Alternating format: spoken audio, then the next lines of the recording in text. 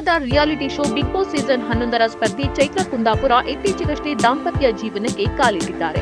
12 ವರ್ಷಗಳಿಂದ ಪ್ರೀತಿಸ್ತಾ ಇದ್ದ ಶ್ರೀಕಾಂತ್ ಕಶ್ಯಪ್ ಎನ್ನುವವರ ಜೊತೆ ಚೈತ್ರ ವಿವಾಹವಾಗಿದ್ದಾರೆ. ತುಂಬಾ ಸಿಂಪಲ್ ಆಗಿ ನಡೆದಿದ್ದ ಈ ವಿವಾಹಕ್ಕೆ ಬೆರಳೆಣಿಕೆಯಷ್ಟು ಮಂದಿ ಮಾತ್ರ ಬಂದಿತ್ತು. ಕೆಲ ಬಿಗ್ ಬಾಸ್ ಸ್ಪರ್ಧಿಗಳು ಆಗಮಿಸಿ ಶುಭ ಹಾರೈಸಿತು. ಮದುವೆ ಆದ ಕೆಲವೇ ದಿನಗಳಲ್ಲಿ ಕಳೆದ ವಾರವಷ್ಟೇ ಚೈತ್ರ ಕುಂದಾಪುರ ಅವರ ತಂದೆ ಮಾಧ್ಯಮದ ಮುಂದೆ ಬಂದು ಬಾಂಬ್ ಸಿಡಿಸಿದ್ದಾರೆ. ಚೈತ್ರ ಅವರ ತಂದೆ ಬಾಲಕೃಷ್ಣ ನಾಯ್ಕ್ ಮಾಧ್ಯಮಗಳ ಮುಂದೆ ಬಂದು, ಮಗಳ ಮದುವೆಯನ್ನು ನಾನು ಒಪ್ಪೋದಿಲ್ಲ. ಚೈತ್ರ ಹಾಗೂ ಆಕೆಯ ಪತಿ ಇಬ್ಬರು ಕಳ್ಳರು. ನನ್ನ ಪತ್ನಿ ಕೂಡ ಮಗಳ ಬೆಂಬಲಕ್ಕೆ ನಿಂತಿದ್ದಾಳೆ. ಇವರೆಲ್ಲ ಹಣದ ಆಸೆಗಾಗಿ ಹೀಗೆ ಮಾಡ್ತಿದ್ದಾರೆ. ಗೋವಿಂದ ಬಾಬು ಪೂಜಾರಿ ಪ್ರಕರಣದಲ್ಲೂ ಇವರು ಹಣ ಹಂಚಿಕೊಂಡಿದ್ದಾರೆ ಅಂತ ತಿಳಿತು.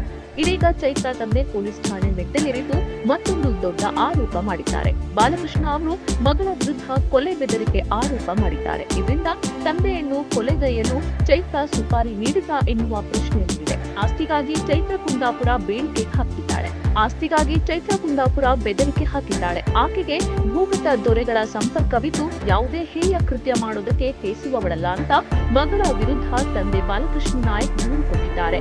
ಚೈತ್ರ ತನ್ನ ಗೆಳೆಯರ ಜೊತೆ ನಮ್ಮ ಮನೆಗೆ ಬಂದು ದೊಡ್ಡ ಮಟ್ಟದ ದುಡ್ಡಿನ ವ್ಯವಹಾರ ಮಾಡ್ತಿತ್ತು. ಒಂದು ದಿನ ರಾತ್ರಿ ಕೋಟ್ಯಾಂತರ ರೂಪಾಯಿ ತಂದು ಎನಿಸಿದ್ದನ್ನು ನಾನು ನನ್ನ ಕಣ್ಣಾರೆ ನೋಡಿದ್ದೇನೆ.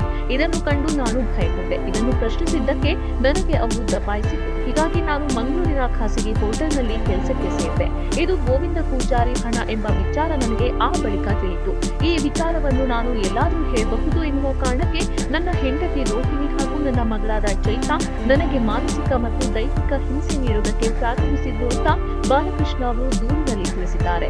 ನನ್ನ ಮಗಳು ಆಕೆಯ ಸ್ನೇಹಿತನಾದ ಶ್ರೀಕಾಂತ್ ಅನ್ನು ಮದುವೆಯಾಗುವುದಕ್ಕೆ ನಿರ್ಧರಿಸಿದ ವಿಷಯ ತಿಳಿದು ಆಗ ನಾನು ಅವಳ ಬಳಿ ಆತನನ್ನು ಮದುವೆಯಾಗುವುದು ಸರಿಯಲ್ಲ, ಆತ ಸರಿ ಇಲ್ಲ ಅಂತ ಹೇಳಿದಾಗ ನನ್ನ ಮಗಳು ಚೈತ್ರ ಹಾಗೂ ನನ್ನ ಹೆಂಡತಿ ರೋಹಿಣಿ ಇವರುಗಳು ಸೇರಿ ನನ್ನ ಬಳಿ ಒಂದು ವೇಳೆ ಆತನನ್ನು ಬಿಟ್ಟು ಬೇರೆ ಹುಡುಗನನ್ನು ಮದುವೆಯಾಗುವುದಾದ್ರೆ 5 ಲಕ್ಷ ರೂಪಾಯಿ ನಗದು ನೀಡಬೇಕು ಎನ್ನುವ ಒತ್ತಾಯ ಹೇರಿತು. ಹಾಗೂ ಆ ಮದುವೆಗೆ ಒಪ್ಪದೇ ಇದ್ದಲ್ಲಿ ನನ್ನನ್ನು ಕೊಲೆ ಮಾಡೋದಾಗಿ ಬೆದರಿಕೆ ಹಾಕಿದ್ದಾಳೆ.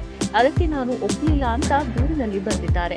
ನಾನು ಮದುವೆಗೆ ಬರದೇ ಹೋದ್ರೆ ಭೂಗತ ದೊರೆಗಳ ಮೂಲಕ ಕೊಲೆಗೈಯುವ ಬೆದರಿಕೆ ಹಾಕಿದ್ದಾಳೆ. ಆಸ್ತಿಗಾಗಿ ಯಾವ ಹೇಯ ಕೃತ್ಯವನ್ನು ಎಸಗುವುದಕ್ಕೆ ಅವಳು ಸಿದ್ಧರಿದ್ದಾಳೆ. ನಾನು ಸತ್ತು ಹೋಗಿದ್ದೇನೆ ಅಂತ ಹೇಳಿಕೊಂಡು ಬರ್ತಿದ್ದಾಳೆ. ಚೈತ್ರ ಕುಂದಾಪುರ ಬೆದರಿಕೆ ಹಾಕಿರೋದ್ರಿಂದ ತಮಗೆ ಹಾಗೂ ತಮ್ಮ ಹಿರಿಯ ಮಗಳು ಗಾಯತ್ರಿಗೆ ಸೂಕ್ತ ರಕ್ಷಣೆ ನೀಡಬೇಕು ಅಂತ ತಂದೆ ಬಾಲಕೃಷ್ಣ ನಾಯ್ಕ್ ಪೊಲೀಸ್ನಲ್ಲಿ ಕೋರಿದ್ದಾರೆ.